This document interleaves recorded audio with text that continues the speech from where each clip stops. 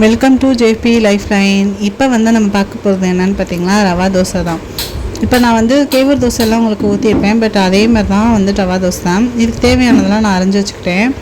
பொடியாக வெங்காயத்தை அரைஞ்சி வச்சுட்டு கருவேப்பிலை கொத்தமல்லி அரைஞ்சி வச்சுட்டேன். இப்போ தேங்காயும் பொடியாக நறுக்கி வச்சுட்டேன். முந்திரி பருப்பையும் பொடியாக நறுக்கி வச்சுட்டேன். அதுக்கு நல்லா அகலமான கிடாய் வேணும். ஏன்னா நம்ம போட்டு கெட்டி இல்லாமல் கிண்டணும்ல. பட் அதனால் பெரிய கிடாயை ஒன்று எடுத்துக்கிட்டேன். அதில் 1 டம்ளர் ரவா போட்டிருக்கேன். 1 டம்ளர் ரவாவுக்கு 2 டம்ளர் பச்சரிசி மாவு. என்னன்னு தெரியல, பார்த்திங்கன்னா எனக்கு ரொம்ப இந்த டைமில் பச்சரிசி மாவு எனக்கு ரொம்ப சொதப்பி விட்டுருச்சு. அந்த 1 டம்ளர் ரவாவுக்கு 2 டம்ளர் பச்சரிசி மாவு கொட்டுறதுக்கு அதில் நானும் ஃபஸ்ட்டு கொட்டிட்டேன். ஆனால் அந்த சைடு வச்சு கொட்டினேன், அந்த சைடெலாம் மாவெல்லாம் சிந்திடுச்சு. சரி இதுக்குள்ளேயே நம்ம கொட்டினா இதுக்குள்ளே மாவு சிந்துன்னு பார்த்தா கடைசியில் இதுலேயும் லைட்டாக சிந்த ஆரம்பிச்சிருச்சு. எப்படியோ நான் பச்சரிசி மாவு 2 டம்ளர் நம்ம போட்டுட்டோம் அப்படின்றதுனால அது 2 டம்ளர் பச்சரிசி மாவையும் அதுலேயும் போட்டாச்சு. இப்போ நம்ம அரிஞ்சு வச்ச மிக்சிங்லாம் எல்லாத்தையும் எடுத்து நம்ம இந்த மாவில் நம்ம சேர்த்துக்குவோம் அப்படின்றதுனால நல்லா பரட்டி விட்டுக்கிட்டேன் கெட்டி இல்லாமல். ஆனால் பிறகு இப்போ நம்ம அரிஞ்சு வச்சுருக்க அந்த பொடியாக நறுக்கி வச்சுருக்க வெங்காயம், கருவேப்பிலை, கொத்தமல்லி இதை எல்லாத்தையும் நம்ம அதில் மிக்ஸ் பண்ணிடலாம். பண்ணிவிட்டு நம்ம தேங்காய் பொடியாக பல்பெல்லாம் கட் பண்ணி வச்சுருக்கதையும் இந்த முந்திரி பருப்பையும் நம்ம அதில் போட்டுக்கலாம்.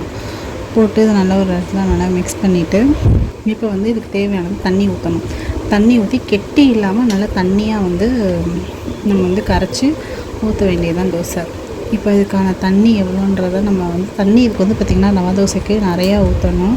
நான் ராகி தோசை மாவு ஊற்றினப்பே நான் சொல்லியிருப்பேன், 2க்குமே தண்ணி நிறையா ஊற்றணும். அப்போ தான் தோசை நல்லா மொறுன்னு வரும் அப்படின்னு. நம்ம எவ்வளோக்கெவ்வளோ பச்சரிசி மாவு ஊற்றுறோம் சேர்க்குறோமோ அந்த மாதிரி தான்.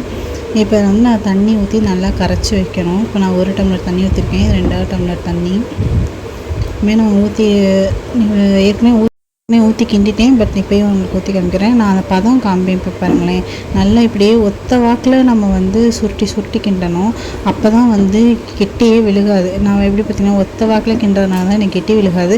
நீங்கள் இப்படி பாதி அப்படி லெஃப்ட் சைடு பாதி ரைட் சைடில் பாதி அப்படி கிண்டுனீங்கன்னா கண்டிப்பாக கட்டி விழுகும்.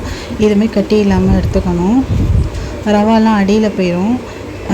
பார்த்துட்டிங்கன்னா தண்ணி பதம் மட்டும் காமிக்கிற பாருங்களா, தண்ணியாக இருக்க பாருங்க, இந்த பதத்துக்கு வரணும்.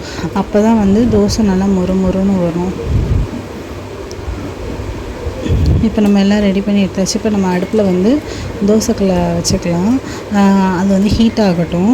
அப்போ இதுக்கு மெயின் இன்க்ரீடியன்ஸ் மிளகு. ரவா தோசைக்கு மிளகு இல்லாத ரவா தோசையே இருக்காது. பச்சை மிளகாய் போடணும். பட் பச்சை மிளகாய் நான் போடல, குழந்தைங்க சாப்பிட்றதுனால. இது மிளகு கொஞ்சோண்டு போட்டுக்கிட்டேன்.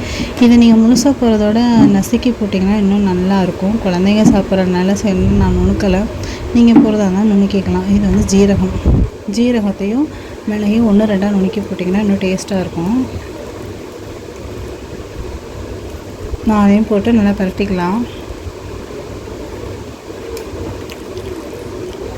உப்பு தேவையான அளவு உப்பு. நான் ஓரளவு கொஞ்சம் கூட போட்டிருக்கேன். ஏன்னா நான் நிறையா போட்டிருக்கனால கொஞ்சம் கூட உப்பு போட்டிருக்கேன்.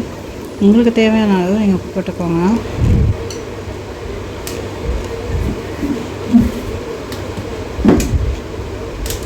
நல்லா போட்டு கிண்டி விட்டுட்டிங்கன்னா இப்போ நான் வச்சுருக்க தோசைக்கல்லும் பார்த்திங்கன்னா நல்லா சூடாயிடுச்சு.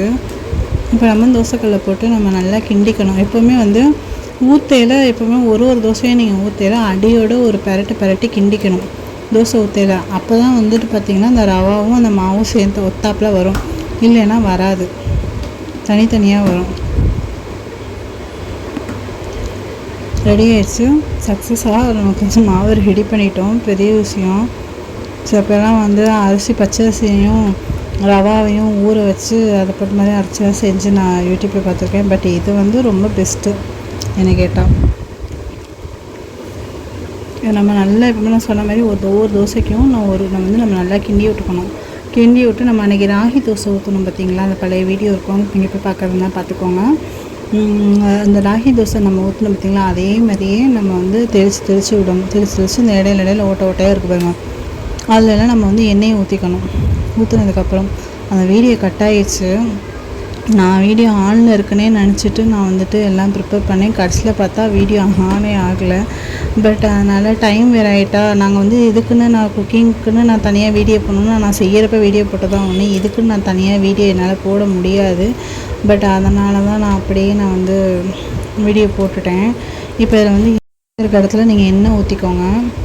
ஃபுல்லாக நல்லா எண்ணெயை ஊற்றிட்டு நல்லா கேட்டுக்கோங்க. அந்த தோசைக்கு சொன்னது தான் இந்த தோசைக்கு நான் சொல்கிறேன். ராகி தோசைக்கு சொன்ன மாதிரி தான்.